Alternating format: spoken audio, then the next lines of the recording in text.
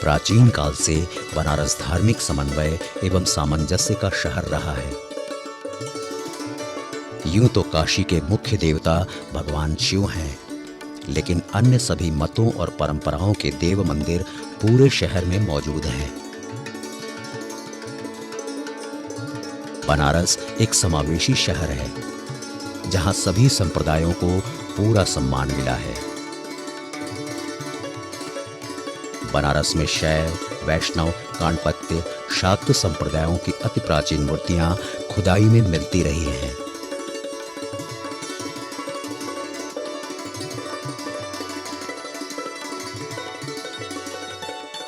इसके अलावा जैन और बौद्ध धर्म से संबंधित ढेर सारी गुप्तकालीन मूर्तियां भी लगातार मिलती रही हैं।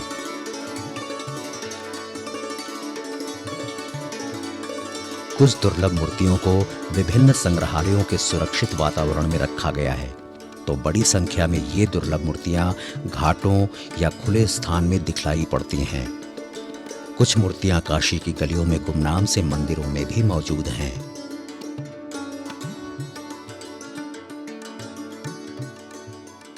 काशी अपने तमाम महत्वपूर्ण सांस्कृतिक उपलब्धियों और जीवन शैली की दृष्टि से महत्वपूर्ण है, क्योंकि यहाँ के जीवन में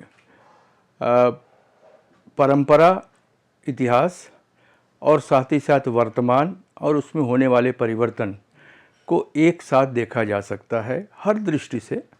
वो चाहे शिल्प हो, देव मूर्तियाँ हो, मंदिर हो, खान पान हो, सांस्कृतिक भाषा हो, या जितने भी पक्ष हो सकते हैं।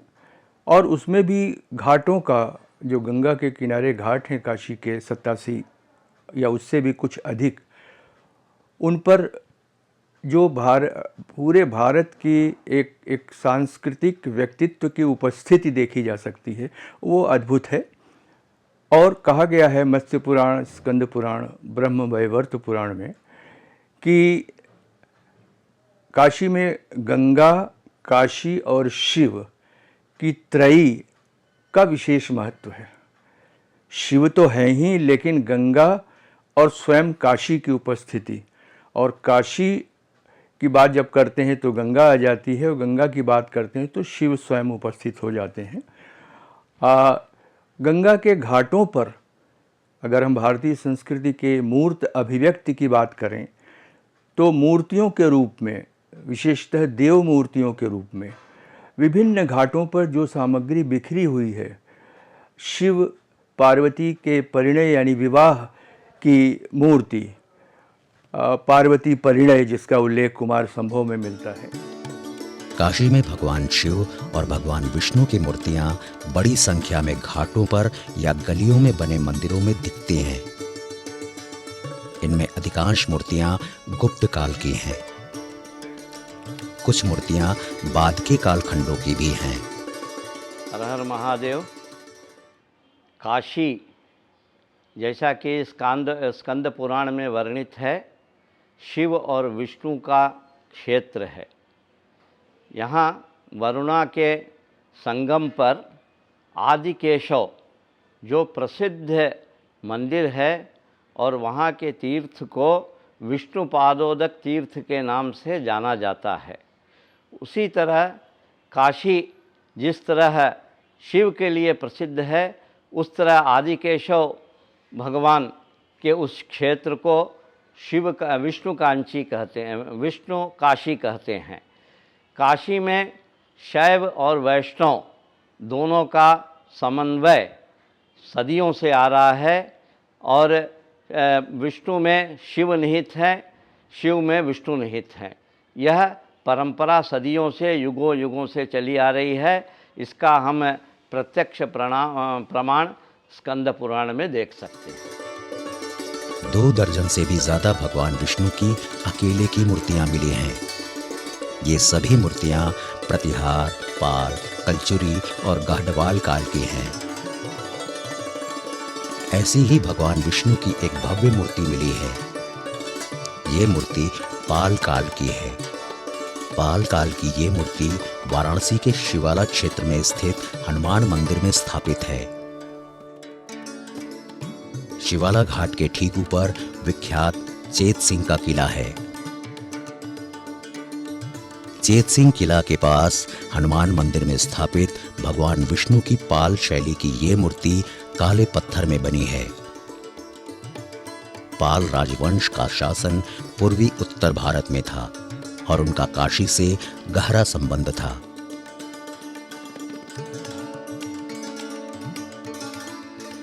हम एक विशेष मूर्ति की बात करेंगे जो विष्णु के स्वरूप से संबंधित है और उस मूर्ति का वैशिष्ट्य लगभग 10वीं शती ईस्वी की पाल शैली की मूर्ति है। पाल पूर्वी भारत के शासक थे और यहाँ हम अगर देखें तो प्रतिहार, पाल, चंदेल, गढ़वाल, कलचुरी यानी जितने भी समकालीन 8वीं से 13वीं शती ईस्वी के शासक थे उत्तर भारत के, सब आए और सब से संबंधित देव मूर्तियों को देखा जा सकता है शैली के स्तर पर, जिसे मैंने पहचाना है। उनमें से एक विशिष्ट मूर्ति जिसकी हम चर्चा कर रहे हैं वो विष्णु की मूर्ति है। अद्भुत है, मनोहारी है और देख करके कहीं न कहीं दृष्टि ठहर जाती है कि कुछ देर तक हम दर्शन करें और दर्शन करके फिर भक्ति के स्तर पर हम उस मूर्ति के समीप जाएं, समर्पण करें। पाल शैली की इस एकल मूर्ति में चतुर्भुज भगवान विष्णु सीधे खड़े हैं। सिर पर मुकुट, कुंडल, जनेऊ, मेखला और लंबी बनमाला को बड़ी खूबसूरती से उकेरा गया है।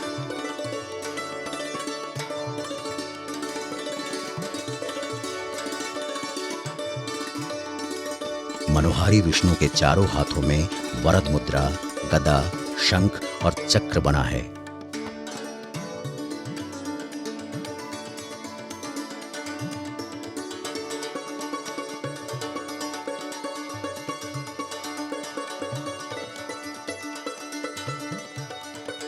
विष्णु का एक और वैशिष्ट्य यह है चक्र और शंख के अलावा कि उनके सर पर हमेशा एक विशेष मुकुट अलंकृत किरीट मुकुट होता है। गले में ग्रैवेयक हार है, कुंडल है और दूसरा एक वैशिष्ट्य है कि विष्णु हमेशा वनमाला पहनते हैं। वो ऐसी माला होती है जो गले से लेकर के जानु तक, घुटने तक लंबी होती है। वो विष्णु का वैशिष्ट्य है। और दूसरा इस मूर्ति का जो वैशिष्ट्य है कि दाहिनी ओर पद्मधारिणी लक्ष्मी, जो कि विष्णु की सहचरी रही हैं, उनकी वामा पत्नी रही हैं, उनका अंकन हुआ है और बाईं ओर उनके वाहन गरुड़ का अंकन हुआ है। गरुड़ को सामान्यतः पक्षी के रूप में न दिखा करके मानवाकार रूप में दिखाते हैं और यहाँ भी वही स्वरूप है, जिसमें कि नासिका का भाग गरुड़ के चोंच की तरह से दिखलाया गया है। भगवान विष्णु की मूर्ति में दाहिनी तरफ मां लक्ष्मी और बाईं तरफ गरुड़ की आकृति बनी है।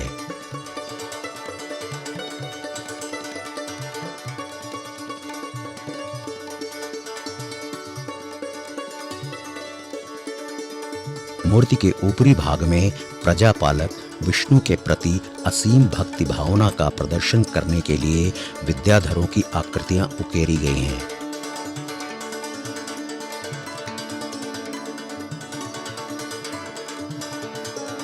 कलात्मकता की दृष्टि से बनारस में मिली भगवान विष्णु की ये मूर्ति बेहद सुंदर और मनोरम है।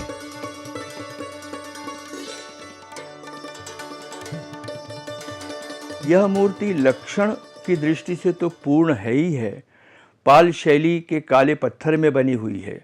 जो शरीर रचना है एक गहरे बदन वाली, बहुत अत्यंत स्वाभाविक और आकृष्ट मन को लुभाने वाली है।